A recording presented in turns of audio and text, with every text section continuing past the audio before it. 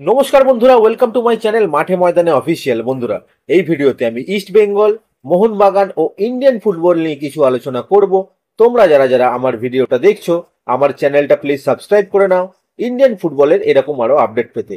প্রথমেই বলি ইস্ট বেঙ্গলের কথা। তো প্রচুর চোট সমস্যা থাকা সত্ত্বেও ইস্ট বেঙ্গল খুব ভালো ফুটবল খেলে কালকে ডাউন টাউনকে 3-1 গোলে হারিয়ে নক আউট পর্বে যাওয়া অনেকটাই সুনিশ্চিত করলো। এরপর দুটো পরপর গুরুত্বপূর্ণ ম্যাচ আছে। তার আগে কালকের জিত অনেকটাই মনোবল বাড়াবে দলের। কালকের ম্যাচে একটাই চেঞ্জ ছিল, জিকসনের জায়গায় শুরু করেছিল পিভি বিষ্ণু। প্রথম থেকেই অ্যাটাকের পর অ্যাটাক করে ইস্ট বেঙ্গল, কিন্তু ডেভিড বেশ কিছু সুযোগ মিস করে। ডেভিডের ফর্মে ফেরা কিন্তু অত্যন্ত জরুরি। মাঝমাঠে সৌভিকের জবাব নেই। যত দিন যাচ্ছে মনে হচ্ছে সৌভিকের বয়স কমছে, নন স্টপ দৌড়ায় প্লেয়ারটা। মাদিতালাল প্রথমে ডাউন টাউনের ডেডলক ভাঙে 23 মিনিটে, কিন্তু ইস্ট বেঙ্গলের সেই পুরনো রোগ, ডিফেন্সের দোষে গোল খাওয়া। রাকিবের দোষে একটা গোল খেলেও রাকিব পরে একটা ভালো চেস করে নিশ্চিত গোল ট্যাকেল করে বাঁচায়। এরপরে সাউল, তারপরে ম্যাচের শেষ লগ্নে জেসিন দারুণ একটা গোল করে। এরপর 14 তারিখে আলটিন আসিরের সাথে এএফসির ম্যাচ রয়েছে। ম্যাচটা সন্ধ্যে 7টা দিয়ে শুরু হবে। সেই ম্যাচের আগে একটা ভালো মহড়া সারলো ইস্ট বেঙ্গল। কালকে একটা প্লেয়ারের কথা তোমাদের ভিডিওতে বলেছিলাম, যে প্লেয়ারটাকে খেলাবে কুয়াদ্রাত ভবিষ্যৎ স্টার্সে। প্লেয়ারটা হচ্ছে আজাদ শাহিম। কালকে নেমে তার খেলার কিছু ঝলক সে দেখিয়েছে। কিছু ভুলভ্রান্তি অবশ্যই করেছে, সেটা নিশ্চয়ই কোচ তাকে বলেছে। কাল প্রথম ম্যাচ ছিল আজাদের প্রফেশনাল কেরিয়ারের। আস্তে আস্তে সে শিখবে অনেক কিছু, কিন্তু যতটুকু খেলা দেখিয়েছে তাতে সবার মন জয় করে নিয়েছে। এই প্লেয়ারটার ওপর ভবিষ্যতে সবার নজর থাকবে। এরপর যদি আমরা একটু মোহনবাগানের কথা বলি, তো আজ ইন্ডিয়ান এয়ারফোর্সের বিরুদ্ধে ম্যাচের সাইড লাইনে বাস্তব রায়ের জায়গায় থাকবে মলিনা। এই ম্যাচে মোহনবাগানের প্রথম একাদশে কোন বিদেশিরা খেলবে সেটাই এখন সব থেকে বড় প্রশ্ন। তবে জ্যামি ম্যাকল্যারেন আর ডিমিট্রিয়স পেট্রাটস কিন্তু থাকবে না, এটা শিওর। কারণ ডিমি আজ ভোর রাতে 2টোর সময় এয়ারপোর্টে এসে নেমেছে। তার খেলার কোনো প্রশ্ন নেই, তাকে রেজিস্টারও করানো হয়নি।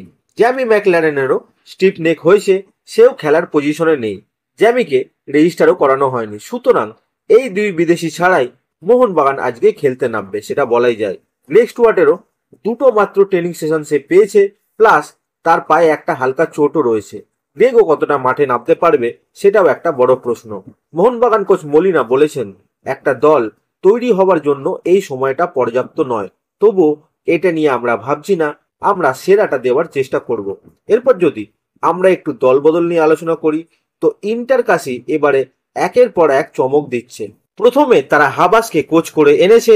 এরপরে হাবাসেরই প্রিয় ছাত্র জনি কাউকোকে আগামী মরশুমের জন্য নিয়ে নিল ইন্টার কাশি।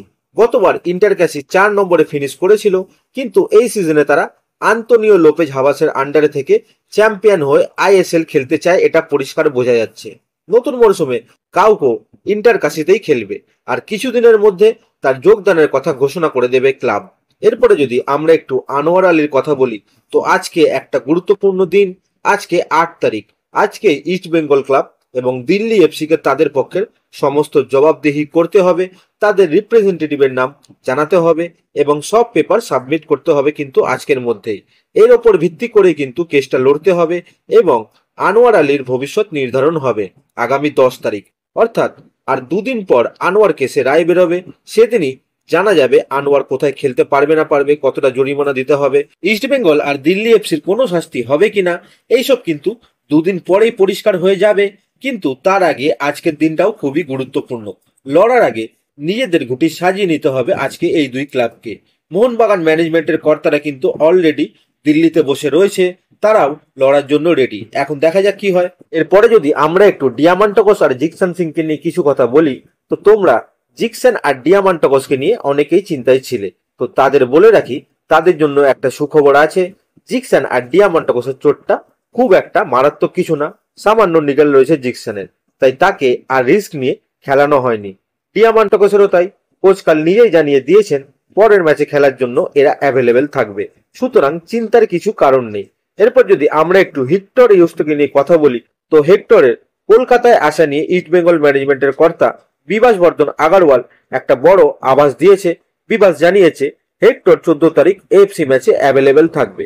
সুতরাং 14 তারিখের বেশ কিছুদিন আগেই যে হেক্টর কলকাতায় চলে আসছে, এটা ফর শিওর। তো আজকের ভিডিওতে এতটুকুই। দেখা হচ্ছে আবার পরের ভিডিওতে। নমস্কার।